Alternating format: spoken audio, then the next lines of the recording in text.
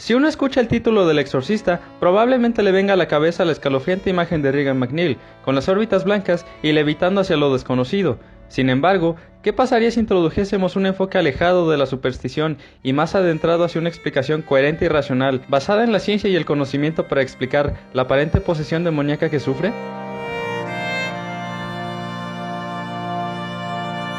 Es curioso, pero siempre que sucede alguna situación de incertidumbre e ignorancia, el ser humano tiende a refugiarse en la aceptación de ideas que escapan a su comprensión, ya sea por temor a quedar en ridículo o simplemente por la presión social que ejerce el entorno que lo rodea. Es como aquellas ocasiones en las que nos encontramos en la escuela, a mitad de una clase, cuyo profesor decide hacer una serie de preguntas, y por más que sepamos la respuesta correcta, preferimos seguir la corriente y apoyar las réplicas erróneas de nuestros compañeros, ya que el miedo de llevarle la contraria a un grupo de más de 30 estudiantes es francamente imponente. Incluso la simple idea nos puede provocar un sudor excesivo en las manos, seguido del abrasador calor que envuelve a nuestros cuerpos y que parece burlarse de nuestra falta de seguridad y debilidad por hacer algo que sabemos es correcto. Tal es el caso de Regan, una niña a punto de cumplir los 12 años, quien se acaba de mudar junto con su madre Chris a Washington, D.C., específicamente en Georgetown a principios de los años 70. Como la reconocida actriz e intérprete del séptimo arte que es, Chris McNeil decidió instalarse en el mencionado estado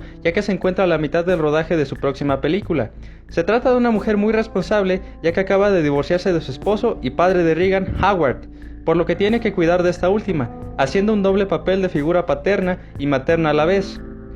En un principio, todo parece marchar normal en la vida de ambas, salvo por unos cuantos detalles que comienzan a llamar la atención de la actriz. Para empezar, el repentino ruido que se escucha en el ático de la casa, provocado por algo aparentemente pequeño y veloz, como si se tratara de ratones, motivo que lleva a uno de los sirvientes de Chris a revisar la azotea en busca de roedores, dando una inesperada respuesta al comentar que arriba no hay nada. Segundo y todavía más extraño, la súbita desaparición de objetos en el cuarto de su hija, por ejemplo, un vestido azul que le compró para festejar su 12º cumpleaños, que no apareció hasta unos días después en el closet de la habitación, completamente arrugado y amontonado en un rincón de este. Y tercero, que de lejos fue lo más alarmante, el cambio en el comportamiento de Regan, quien tras haber jugado a la Ouija por una temporada e invocado un espíritu que se hacía llamar el Capitán Howdy, pasó de ser una niña alegre, feliz y sumamente traviesa a alguien que constantemente se queja del movimiento anormal de su cama en las noches, seguido de un cambio en su personalidad, mucho más introvertida y extraña, llegando a hablar sola en numerosas ocasiones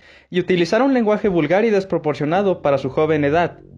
Ante esto, su madre no se lo pensó dos veces y decidió acudir ante un profesional de la salud, profesional que en un principio atribuyó los cambios de Regan a la llegada de la pubertad y no le dio mucha importancia al caso, recetando unos estimulantes que ayudaran a mejorar la concentración de la niña y que seguro la repondrían dentro de poco tiempo. No fue hasta que la condición del infante empeorara, realizando actos como orinarse en la alfombra de la sala principal de la casa, en medio de una fiesta muy importante para su madre, profiriendo amenazas de muerte a uno de los invitados y descubriendo a la niña retorcerse, mientras chillaba descontroladamente ante el movimiento incontrolable de la cama, que el Dr. Klein se tomó en serio el caso y realizó una serie de estudios sumamente costosos y dolorosos para ella. Estudios que buscaban encontrar cualquier daño cerebral que explicara el actuar de Regan. Sin embargo, fueron inútiles uno tras otro, ya que físicamente no existía respuesta alguna que diera una solución ante este caso. El lóbulo frontal se encontraba bien, los ultrasonidos y encefalogramas no arrojaron ningún dato anormal, e incluso el doloroso procedimiento de pinchar una aguja raquídea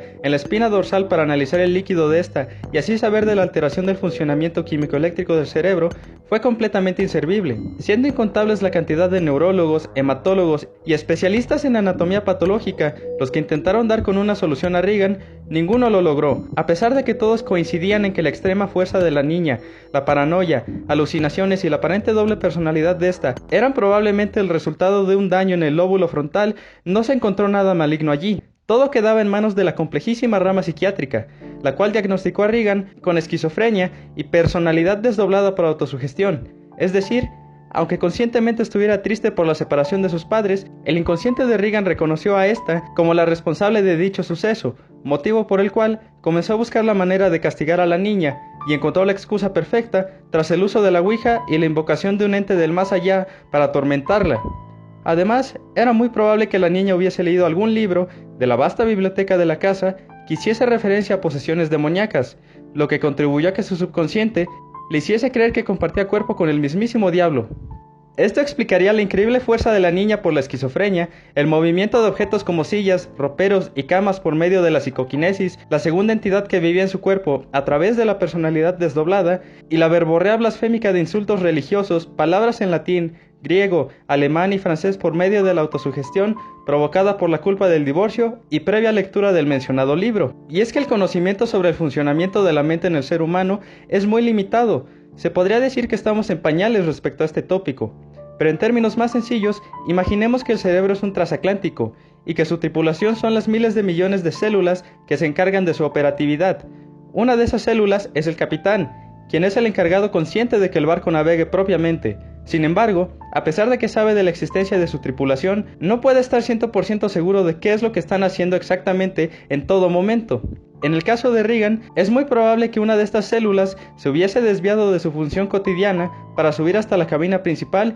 y sacar a patadas al capitán, tomando el control del barco y por ende de la mente de la niña. La única solución ante este hecho es un shock autosugestivo por medio del exorcismo. Es decir, si el inconsciente de la niña le ha hecho creer que está poseída por el demonio, lo más sensato sería realizar el ritual pertinente que expulsaría a este ente y que liberaría su psique del tormento que sufre. Pero esto no sería tan fácil, y es que el exorcismo se refiere a un ritual sagrado muy antiguo, con datos referidos al lejano siglo XVI, y encontrar a un cura dispuesto a realizarlo no sería tarea fácil, lo que llevaría a Chris MacNeil a dar con el padre Carras, un cura que recientemente había perdido a su madre y a su vez la fe en su religión, un cura que estudió psiquiatría en Harvard y en otras tantas escuelas de renombre, y que se negó rotundamente a creer que la niña estaba genuinamente poseída por el demonio, ya que iba en contra de todo el conocimiento científico del que hacía gala. Tampoco le agradó la idea de un shock autosugestivo por medio del exorcismo, ya que podría hacerle más mal que bien, puesto que era un ritual extremadamente influyente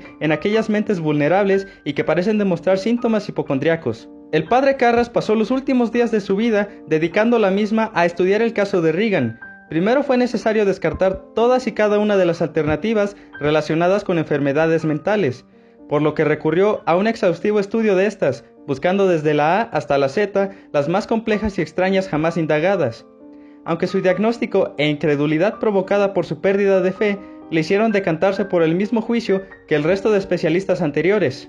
Además, los síntomas característicos que eran referentes a las posesiones demoníacas en un libro que encontró en casa de Regan coincidían a la perfección con los de ella, lo que no hacía más que reafirmar su posición científica respecto a la autosugestión y personalidad desdoblada. No fue hasta que en una noche acudió a la residencia MacNeil, tras una llamada repentina, en la que al subir al cuarto de la niña y ver que en su cuerpo atado de manos a la cabecera de la cama aparecieron una serie de rasguños que formaban una serie de letras y palabras que rezaban «Ayúdenme», que el padre Carras acudió a la iglesia para solicitar el permiso y bendiciones de realizar un exorcismo a Regan MacNeil. El resultado: Damien Carras, junto con el padre Lancaster Merrin, un experto en el tema, estuvieron interminables días practicando el ritual del exorcismo sobre la niña. Oración tras oración, rezo tras rezo, súplica tras súplica y un sinfín de aconteceres paranormales, como el resquebrajamiento de las paredes del cuarto, provocado por temblores de gran magnitud, y el incesante blasfemar de lo que ahora se había convertido Regan MacNeil, fueron el resumen de lo acontecido en esa casa.